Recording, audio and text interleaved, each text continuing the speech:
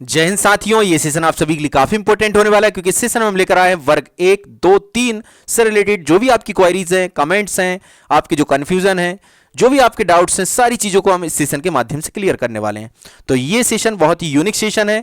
इसमें हमने आप सभी के जो भी डाउट्स थे, कॉमन डाउट्स को हमने लेने का प्रयास किया है। इससे पहले हम एक प्रीवियस सेशन भी ला चुके हैं जिसमें हमने ऐसे ही कुछ डाउट्स लिए थे, बहुत ही यूनिक थे। आप सभी का उसमें काफी सारा सपोर्ट मिल रहा है, तो ऐसे ही सपोर्ट और प्यार बनाए रखें। प्लीज चैनल को सपोर्ट जरूर करें क्योंकि ऐसे यूनिक सेशन बनाने के लिए हमें काफी मेहनत करनी पड़ती है। प्लीज हमारे चैनल को सपोर्ट करें, वीडियोस को लाइक करें, वीडियो को ज्यादा से ज्यादा शेयर करें। आप सभी आते हैं और चैनल को सब्सक्राइब नहीं करते, प्लीज चैनल को सब्सक्राइब करें। 20-20 हजार लोग आप देख रहे हैं, हमारे सब्सक्राइबर मात्र 4000 भी नहीं हो पा रहे हैं। तो प्लीज चैनल को सब्सक्राइब जरूर करें। बार बार बोलना हमें अच्छा नहीं लगता है, पर बोलना पड़ रहा है क्योंकि हमें मोटिवेशन के लिए सब्सक्राइबर ज्यादा होना जरूरी है। आप सब्सक्राइबर लाएंगे, गेन करेंगे, तभी हमारे अंदर मोटिवेशन आएगा। तो आई होप कि आप समझने का प्रयास करेंगे। तो आइए स्टार्ट करते हैं, हम आपकी क्वेरीज को सॉल्व करने का प्रयास करते हैं। फिर भी अगर कोई क्वेरीज रहती हैं, कोई क्वेश्चंस, डाउट्स रहते हैं तो कमेंट बॉक्स में कमेंट करिए। इसके अलावा हमारे व्हाट्सएप ग्रुप और टेलीग्राम ग्रुप से जुड़ जाइए, वीडियो के डिस्क्रिप्शन लिंक में आपको उसकी लिंक मिल जाएगी।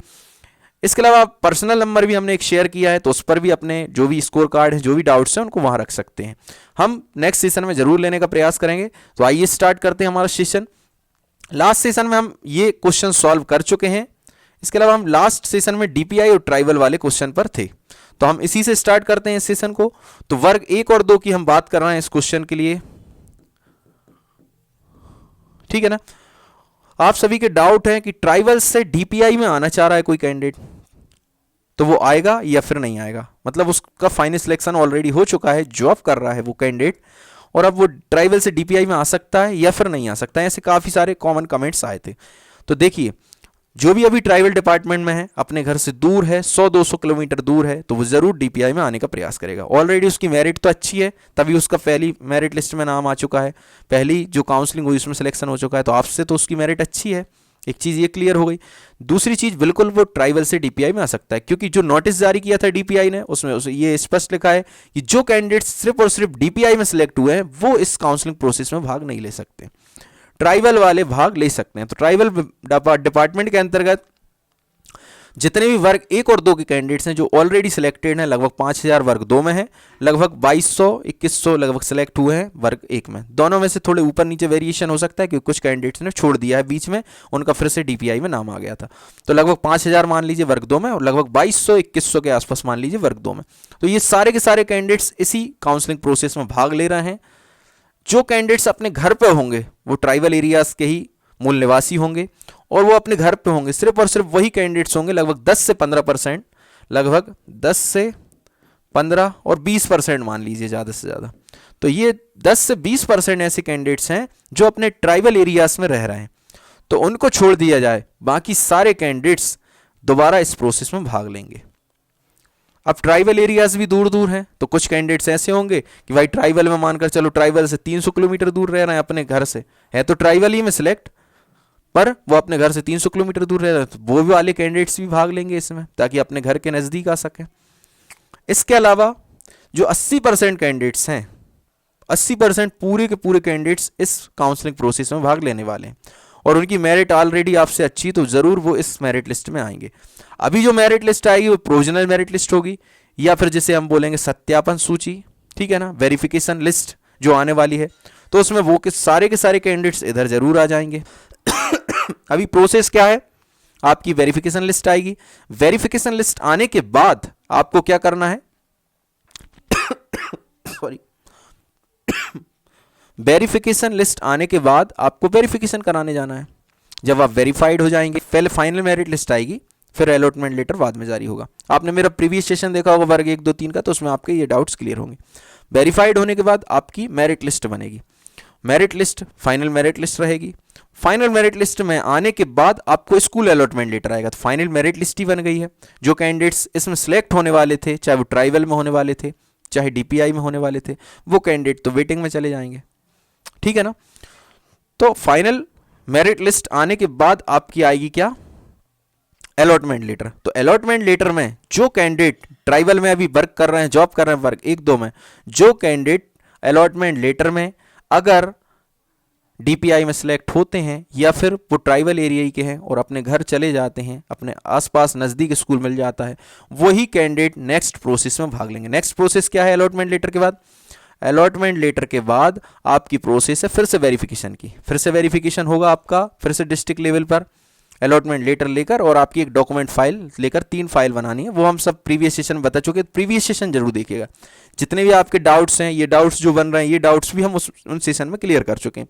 आज से 25 दिन पुराने सारे सेशन देख लीजिए, जो भी आपके मन में डाउट हैं, जो भी क्वेरीज हैं, वहाँ जाकर आपकी सारी क्लियर हो जाएंगी। तो ट्राइबल वाले वही कैंडिडेट्स वेरिफिकेशन फिर से कराने जाएंगे डिस्ट्रिक्ट लेवल पर जिनका सिलेक्शन डीपीआई में हो गया और जिन कैंडिडेट्स को अपने घर के पास मिल गया। ट्राइबल में भी कुछ कैंडिडेट्स ऐसे होंगे ट्राइबल में भी 200-300 किलोमीटर दूर रह रहे होंगे, तो उनका अपने एरिया के ट्राइबल में मिल गया तो वेरिफिकेशन कराने जाएंगे फिर से अलॉटमेंट लेटर के बाद। या फिर जिन कैंडिडेट्स को ट्राइबल से डीपीआई मिल गया और अपने पास आ गए तो भी। कुछ कैंडिडेट्स ऐसे होंगे कि वो ट्राइबल में अपने घर के पास हैं और डीपीआई का स्कूल भले ही मिल रहा है, वो उसमें भाग नहीं लेंगे, उनने इस प्रोसेस में भी भाग नहीं लिया होगा। अलॉटमेंट लेटर के बाद आपकी स्थिति क्लियर होगी कि कितने कैंडिडेट्स ने इस प्रोसेस में भाग नहीं लिया। कौन सी वाली प्रोसेस में? फिर से वेरिफिकेशन वाली। फिर से वेरिफिकेशन वाली जितने कैंडिडेट्स भाग नहीं लेंगे उससे लाभ होगा नीचे वाली रैंक वालों का। इसके अलावा एक चीज़ और हो गई, आप ट्राइबल से आ गए डीपीआई में, ट्राइबल की वैकेंसीज फिर से खाली हो गई। उनके लिए क्या किया जाएगा? तो उनके लिए इस लिस्ट में तो शामिल है नहीं है वो वाली पोस्ट। उनके लिए अगर थर्ड काउंसलिंग प्रोसेस आपके लिए होगी, कौन सी? थर्ड, तो आपके लिए लाभ मिलेगा। नहीं तो 60 से 70% सीट लगभग पुराने कैंडिडेट्स ही भर देंगे। 60 से 70 सीट जो हैं, 60 से 70% सीट पुराने कैंडिडेट्स जो ट्राइबल में सिलेक्ट हो चुके हैं उन्हीं से फिर से फिल हो जाएगी, और ट्राइबल की 60 से 70% फिर से खाली हो जाएगी। अब ट्राइबल की 60 से 70% खाली होगी तो उसकी फिल करने की प्रोसेस तो इसमें है नहीं है। अगर डीपीआई ट्राइबल फिर से थर्ड काउंसलिंग प्रोसेस करेगा तब आपको ज़्यादा लाभ होगा। अभी आपको सिर्फ 30-35% कैंडिडेट्स ही सिलेक्ट होंगे टोटल नंबर ऑफ सीट्स के। और मैं कमेंट बॉक्स आप सभी के देखता रहता हूं, तो जो भी आपके डाउट्स हैं मैं उनको सॉल्व करने का प्रयास कर रहा हूं। फिर भी अगर डाउट्स क्लियर नहीं होते तो कमेंट बॉक्स में फिर भी कमेंट करिए, हम नेक्स्ट सेशन में जरूर लेने का प्रयास करेंगे। इसके अलावा कट ऑफ से रिलेटेड हम बहुत ही यूनिक सेशन लेकर आ रहे हैं, चाहे वर्ग 1 हो, 2 हो, तीनों के हम बहुत ही यूनिक सेशन ला चुके हैं। सब्जेक्ट वाइज भी चल रहे हैं वर्ग 1, 2 के, तो आप सेशन देखते रहिए। बाकी और डाउट्स रहेंगे उनमें सेशन में हम क्लियर करने का प्रयास करेंगे। इसके बाद हम देखने वाले कट ऑफ से रिलेटेड, यही आपका क्वेरीज था। तो कट ऑफ वाले सेशन हम लाते रहते हैं, चाहे वर्ग 1 हो, 2 हो, 3 का हम अभी सेशन लेकर आए 113% पर। 113% जो आपकी प्रोविजनल मेरिट लिस्ट आएगी वर्ग 3 की, तो वो भी ला चुके हैं। वर्ग 1, 2 के कट ऑफ से रिलेटेड भी सेशन हम ला रहे हैं। तो आई होप कि ट्राइबल और डीपीआई वाला आपका डाउट जरूर क्लियर हुआ होगा। थोड़ा समय लिया है पर आपके सारे डाउट्स उसमें जरूर क्लियर करने के मैंने प्रयास किया है। फिर भी डाउट क्लियर नहीं होते जरूर कमेंट बॉक्स में कमेंट करिए। नेक्स्ट क्वेश्चन हम लेते हैं एज से रिलेटेड, वर्ग 3 की बात करेंगे। इसमें हम सारे क्वेश्चन है वर्ग 1, 2, 3 तीनों के। वर्ग 3 की अगर हम बात करें तो वर्ग 3 में जब आपसे फॉर्म फिल कराया जा रहा था तब आपकी एज 21 मांगी थी। 21 एज होगी तभी आप फॉर्म फिल कर सकते हैं। पर फिर क्या हुआ, हमारे सभी शिक्षक साथियों ने मांग रखी कि साहब 18 साल में हम लोग एलिजिबल हो जाते हैं। क्यों हो जाते हैं? क्योंकि वर्ग 3 है तृतीय श्रेणी वाली, थर्ड क्लास वाली जॉब। थर्ड क्लास में मिनिमम एज होती 18 ईयर। आप सभी को पता होगा पीवी के थ्रू भी वैकेंसीज आती हैं और भी गवर्नमेंट जॉब्स आती हैं। तो अगर आप 80 या 80 प्लस हैं तो आप थर्ड क्लास की जॉब के लिए एलिजिबल हैं। तो उस बेसिस पर उस टाइम यहाँ पर फॉर्म फिल करने का मौका दिया था। पर अभी जो रूल्स रेगुलेशन आए उसमें फिर से आपको 18 प्लस की जगह 21 कर दिया है, 21 या 21 प्लस होना चाहिए। तो इससे हमारे जो भी शिक्षक साथी उस टाइम फॉर्म फिल किया था, मानकर चलिए जिनकी 18 एज हुई थी, जिनकी 18 ही हुई होगी वो तो 20 के भी नहीं हुए। जिनकी 18 एज थी जिस टाइम उन्होंने फॉर्म फिल किया था वो तो 20 के भी नहीं हो पाए। और कुछ सबसे ज़्यादा कैंडिडेट्स में बताऊं तो इसमें है कॉमनली 20 से 21 एज वाले, 20 से 21 एज वाले कॉमन कैंडिडेट्स हैं। 20 से 21 वाले वो परेशान भी हो रहे हैं, कमेंट बॉक्स में कमेंट भी किए हैं। तो मैं आप सभी शिक्षक साथियों से कहना चाहता हूं कि टाइम की कमी की वजह से हम आपके कमेंट्स के क्वेश्चंस के आंसर नहीं दे पाते हैं, तो उसके लिए सॉरी। पर हम कोशिश करते हैं कि कॉमन क्वेश्चंस को कमेंट बॉक्स के माध्यम से ऐसे लेने का प्रयास करें। तो इस सेशन में आपकी ये सारी चीज़ें क्लियर हो जाएंगी। 21 से 18 वालों के लिए हमने कमेंट बॉक्स में अपना व्हाट्सएप ग्रुप और टेलीग्राम ग्रुप ओपन किया है, वहाँ पर लिंक से जुड़ जाइए। हम और भी जो भी चीज़ें होंगी हम उसमें शेयर करेंगे और हम हर संभव प्रयास करने की कोशिश करेंगे ताकि आप इसमें शामिल हो। क्योंकि आपसे फॉर्म फिल करा लिया है, ठीक है। और आप मेरिट लिस्ट में आ रहे हैं और अब बाहर हो रहे हैं, तो ये तो गलत चीज़ है। आपने पेपर दिया है जॉब के लिए तो जॉब मिलना चाहिए अगर आप मेरिट लिस्ट में आ रहे हैं। हाँ, अगर तभी फॉर्म फिल नहीं कराते तो कोई दिक्कत ही नहीं थी, आपने पेपर ही नहीं दिया, मेरिट लिस्ट में ही नहीं आए। पर अभी बहुत सारे हमारे कैंडिडेट्स हैं 200 अंदर, मैं जिनको जानता हूँ, और उनके पर्सनल एसएमएस भी आए हैं। तो 200 रैंक के अंदर हैं कुछ कैंडिडेट्स जो बाहर हो रहे हैं इस प्रक्रिया से। तो आप सभी का सॉल्यूशन होगा। आप सभी ने ज्ञापन दे दिया है, मैंने कल देखा था, बहुत अच्छा कार्य है। ज्ञापन जरूर दो, उसमें रेफरेंस दो थर्ड क्लास का, मध्य प्रदेश का ही रेफरेंस दो कि मध्य प्रदेश में ही जो भी वैकेंसीज आती हैं थर्ड क्लास की, उसमें 18 ईयर एज होती है मिनिमम।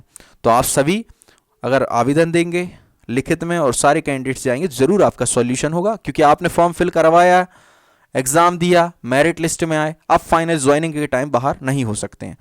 हाँ, उनने एक नोटिस ज़रूर जारी किया था उसी टाइम कि जो भी रूल्स रेगुलेशन होंगे आगे चलकर वो विज्ञप्ति में जो होंगे वो रूल्स रेगुलेशन आपको फॉलो करने होंगे, ऐसा उनने एक रूल नोटिस में दिया था।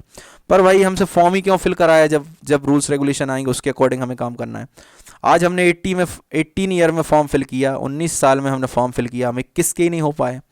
तो आपका ज़रूर सॉल्यूशन होगा, ग्रुप से ज़रूर जुड़ जाइए, वहाँ पर हम और डिस्कस करेंगे जो भी होगा।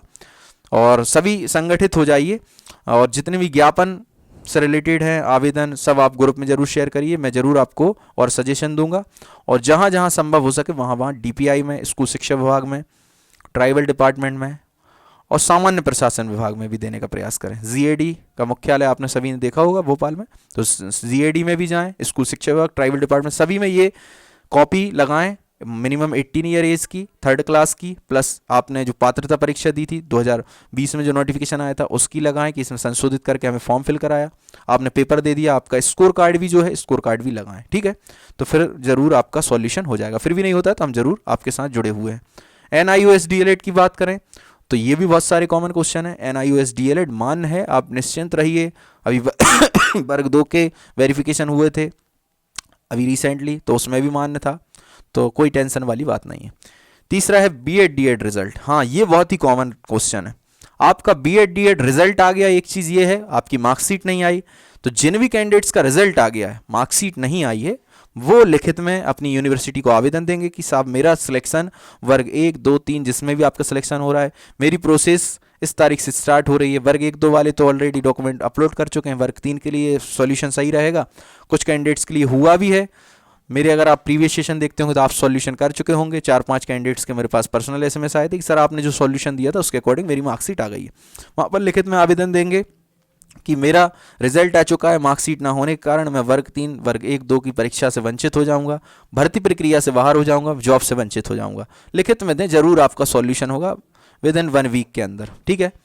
अगर आपका रिजल्ट ही नहीं आया तो रिजल्ट के लिए भी सेम प्रोसेस है, यही का यही आवेदन लिखित में दें, ठीक है ना, यूनिवर्सिटी जाकर, तो आपका सॉल्यूशन भी जरूर होगा। नेक्स्ट क्वेश्चन है डॉक्यूमेंट से रिलेटेड, भी बहुत कॉमन क्वेश्चन है, ऑफलाइन वाले मान्य होंगे या फिर डिजिटल मान्य होंगे। तो ये वाला क्वेश्चन मैं बहुत पहले क्लियर कर चुका हूं, फिर से करना चाहता हूं। ऑफलाइन भी मान्य है, डिजिटल तो मान्य है ही। ऑफलाइन तब मान्य है जब सक्षम अधिकारी से आपने सील साइन करा है। जैसे कि मानकर चलिए विकलांग सर्टिफिकेट है, अगर आपने जिला मेडिकल बोर्ड से आपने सर्टिफिकेट बनवाया तो वहां आपकी सील और साइन दोनों होगी, तो आपका मान्य रहेगा। इसके अलावा एलिजिबल कैटेगरी और सिलेक्टेड कैटेगरी से रिलेटेड भी बहुत क्वेश्चन है कि मैं यूआर का हूँ, सॉरी मैं एससी कैटेगरी में मेल हूँ तो मेरा सिलेक्शन कहाँ हो सकता है, ओबीसी का हूँ तो कहाँ हो सकता है, मैं फीमेल हूँ तो मेरा सिलेक्शन कहाँ हो सकता है। तो इसके लिए हम एक सेपरेटली बहुत ही यूनिक सेशन लेकर आए, वो नहीं देखा है तो वो जरूर देखिएगा। आपने किसी भी कैटेगरी से फॉर्म फिल किया हो, अगर आप रिजर्वेशन में आते हैं तो आपकी रिजर्वेशन वाली, मेल की बात कर रहा हूं पहले मैं, रिजर्वेशन वाली निलोपन वाली सीट में सिलेक्शन हो सकता है और यूआर निलोपन वाली सीट में सिलेक्शन हो सकता है।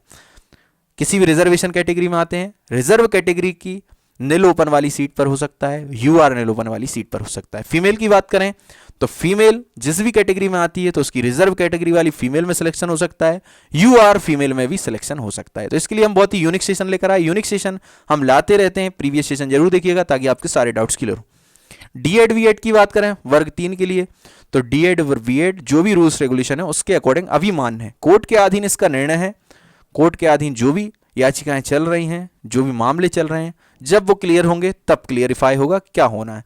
पर अभी जो भी रूल्स रेगुलेशन आए हैं उसी के अकॉर्डिंग मध्य प्रदेश में रूल्स रेगुलेशन लागू किए गए, तो अभी तो वीएड डीएड दोनों ही मान्य है। रूल्स रेगुलेशन चेंज होंगे तो तब का तब देखा जाएगा। मैं अपने मन से कोई ज्ञान नहीं देना चाहता हूँ इसके ऊपर। जो भी चीज़ें होंगी हम जरूर क्लियर करेंगे, पर अभी कोई कन्फ्यूजन में नहीं रहेगा। डी.एड बी.एड मान है, और जहाँ तक कि मान ही रहेगा। 100% तो नहीं बोलूँगा, पर 90% चांसेस हैं कि मान रहेगा, ठीक है ना। उसके अलावा हम बात करें नेक्स्ट क्वेश्चन, मेरिट लिस्ट।